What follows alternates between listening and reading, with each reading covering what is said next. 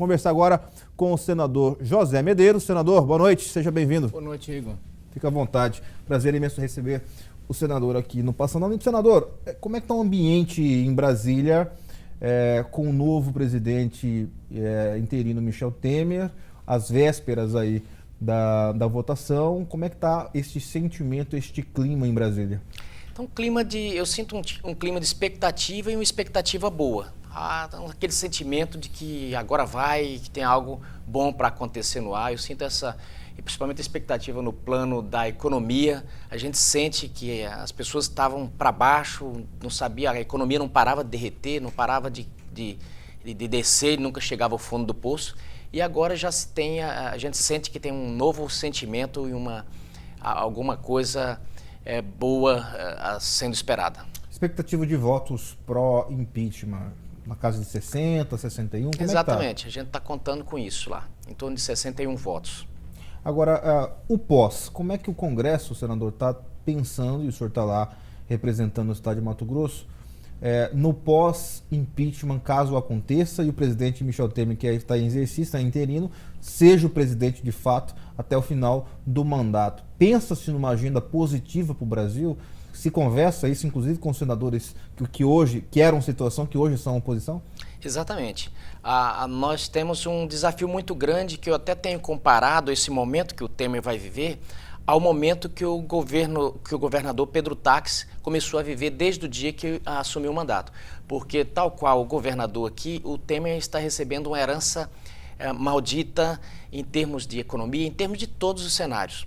Ele herdou uma grave crise econômica, uma grave crise política e com um passivo trilionário. Essa que é a grande verdade. Rombos de toda sorte e a casa toda desarrumada. Então tem que fazer uma concertação entre os poderes, que está tudo arrebentando. Tem ainda a variável da Lava Jato, que é uma variável que ninguém sabe que pode acontecer, mas que tem que ser colocado também nesse caldo político.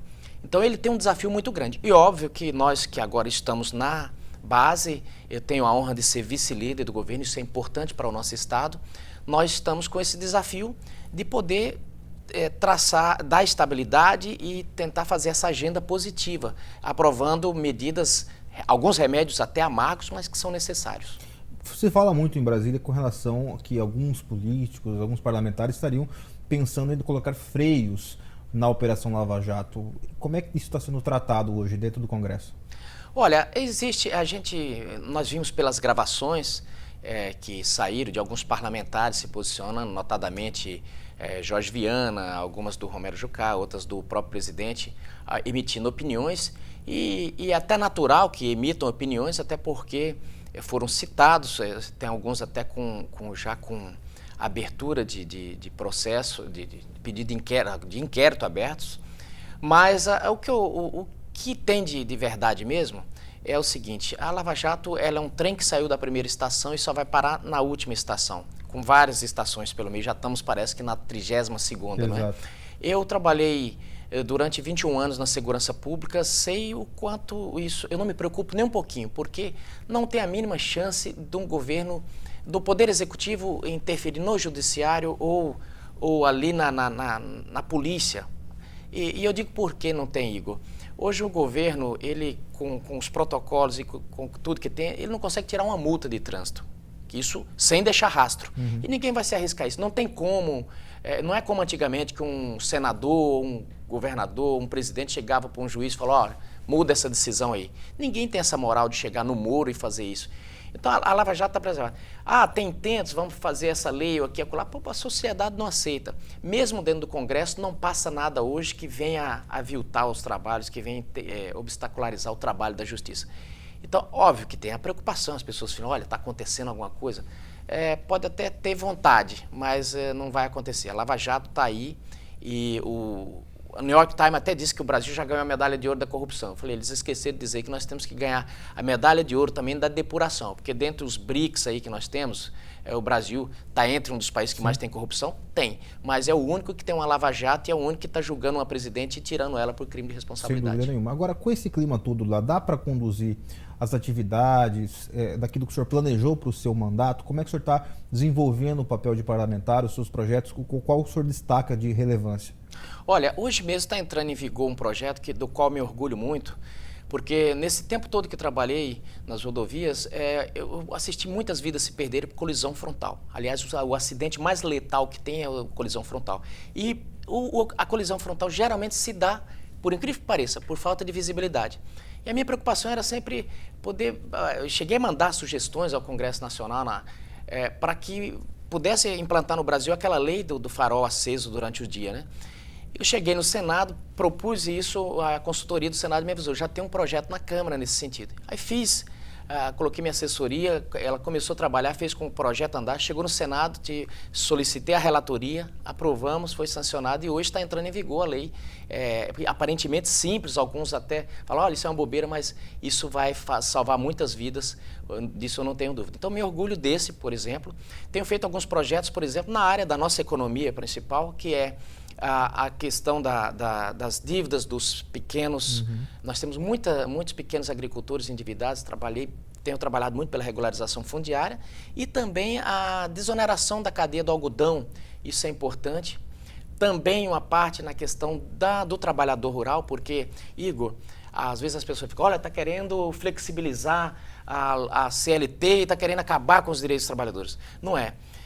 Eu fiz um projeto ali para que possa ter uma certa tolerância em termos do trabalho rural, poder trabalhar mais, porque na zona rural, e eu trabalhei na roça, eu sei disso, na época da colheita, às vezes você precisa, tá vindo a chuva e você precisa colher, senão você perde. E aí você precisa, às vezes, trabalhar a noite inteira. E aí vem a legislação que, de repente, fala, olha, o trabalhador não pode trabalhar mais que isso. Então, a gente, no sentido de flexibilizar, ou através de banco de hora, enfim, mas criar uma autorização para que possa se precisar, trabalhar mais, fazer mais horas extras. É uma coisa que o trabalhador rural quer, é necessário, então tem projeto também nesse sentido. Então, a gente tem... Agora, todo esse trabalho legislativo, ele foi um pouco impactado por essa agenda do impeachment. E de uma forma coletiva, né? Exato. Em todos os parlamentares podemos perceber isso. Agora, eu percebi, a gente percebe acompanhando a mídia, que depois que tomou posse o presidente Michel Temer, o governador aqui de Mato Grosso, Pedro Táxi, esteve com ele já diversas vezes. Algumas do senhor acompanhando como parlamentar Sim. de Mato Grosso. Como é que está este relacionamento da bancada federal com o governador e também com o presidente? Está mais estreita depois que houve essa mudança na presidência da República? E é uma pergunta mais objetiva. Michel Temer está sendo bom para Mato Grosso? Essa é a pergunta que a população faz. E aí, o Michel Temer do PMDB, partido adversário do governador, está sendo bom para Mato Grosso, Michel Temer? Foi duas coisas muito interessantes. Primeiro, mudança de perfil. O Temer tem um perfil totalmente diferente da ex-presidente. E também uma coisa que ajudou, por incrível que pareça, e aí é uma particularidade do nosso governador. O Temer é constitucionalista, o nosso governador é um constitucionalista. E por incrível que pareça, o Temer foi professor do nosso governador. E a relação dele também com a bancada é muito boa. Então nós já tivemos várias vezes em reuniões e levando as nossas dificuldades e levando, inclusive, podendo contar para ele, e ele ouviu, ficou encantado quando o governador mostrou as potencialidades de Mato Grosso, quanto o Mato Grosso contribui para o Brasil. Há poucos dias ele usou numa fala dele, numa entrevista dele, uma fala que ele ouviu do governador aqui, que é o tanto que a agricultura contribui, o tanto que Mato Grosso contribui para a balança comercial brasileira. Então, assim, mudou assim da água para o vinho.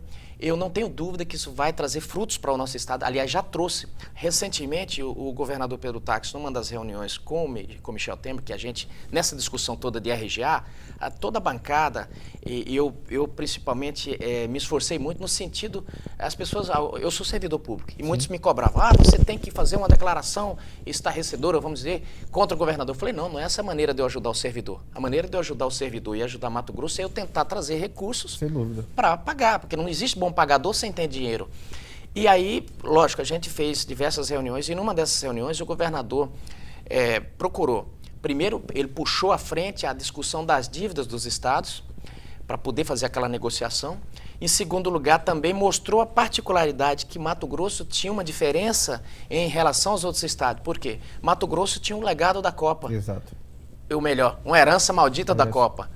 Aquele não legado, que é um VLT que corta a cidade aí. E a dívida que está aí para pagar, né? E a dívida sem tamanho. Está a obra por terminar e a dívida para pagar. E ele mostrou para o ministro Padilha, numa dessas reuniões, dizendo, olha, além dessa negociação, nós precisamos ter um tratamento diferenciado a essas sedes. Ele acabou ajudando não só Mato Grosso, devido a essa relação, como todos os estados sedes, porque todos esses ficaram com esse legado maldito da Copa do Mundo.